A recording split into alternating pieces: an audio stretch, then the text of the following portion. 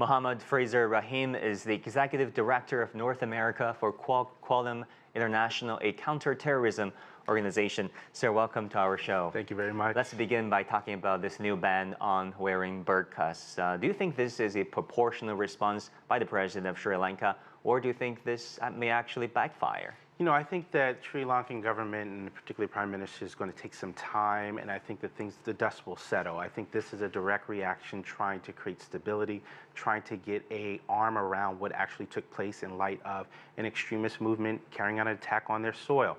I think sober minds will prevail. I think that in time, negotiation with a multi-diverse religious society, things will get better. Because the president said this ban is in place because wearing burqa could be a security risk and a flag of fundamentalism. Sure. I mean, I think that, again, I would say that the full face covering is certainly not necessarily a requirement within the Islamic tradition, and so there's room for interpretation of that. He's not calling for a full taking off of all hijab or headscarves. So I think that, you know, hopefully there's been some good advisement on this.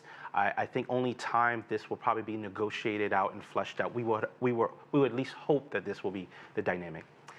Let's talk about the perpetrators. Yes. It is confirmed by the country's health minister in a press conference on April 22nd that all the 7 likely perpetrators were associated with NTJ, a local terrorist organization that may have ties with ISIL. The ties cannot be proven. What do we know about the perpetrators exactly? So I formerly worked in the intelligence community, so I know what would be put together in the aftermath. This is a bit of a puzzle, and so you can imagine not just the Sri Lankan government, but regional players, including the Indians and broader South Asia, and Western services are going to be giving assistance. What we know for a fact is that local organizations are moving around and seeking to carry out attacks. Whether there's a direct affiliation with ISIS or Al-Qaeda, which is certainly on the horizon, is still to be determined. I think what we should look at is the bigger picture. The fact that individuals were able to carry out, plot, and plan on Sri Lankan soil is certainly concerned. Whether it is Al-Qaeda, whether it's ISIS, whether it's an affiliate, it shows that they have the capability and they're still able to carry out lethal attacks on innocent civilians, particularly during Holy Week. I would add also, we have Ramadan coming up just in about over a week's time. We know extremist groups, ISIS included, have used this as an occasion to engage in terrorist attacks. So certainly the government as a whole is certainly probably trying to prevent this. This might be part of that measure, including the burqa ban, but we certainly see that inside the country, in Sri Lanka in particular, they are trying to do as much as possible to prevent another attack and making sure that they are working with communities that are potentially vulnerable and susceptible to extremism.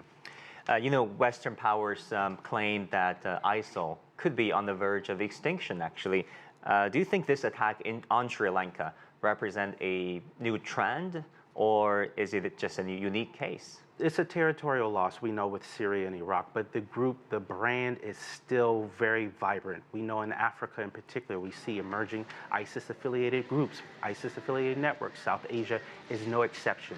I'll give you a bit of a history memory with the affiliated ISIS group called Tawhid Jihad in West Africa. It was established because local individuals in the African context wanted to carry out attacks. I see a similar trend within the Sri Lankan context. Individuals know their own neighborhood. They are able to surveil. They're able to case locations. And unfortunately, we saw the innocent lives that are taking place. So certainly, I think extremism is on the horizon. I think it's not going to go away. The diversification of what the attacks show is certainly concerning because this does not follow the historical trend that we saw in the most recent past of just individuals from low-income backgrounds. These were individuals who were really highly educated, multimillionaire families. That is a concern showing that ISIS or inspired groups are diversifying their tactics. Mohammed Fraser-Rahim, thank you so much for your insight. Thank you very much.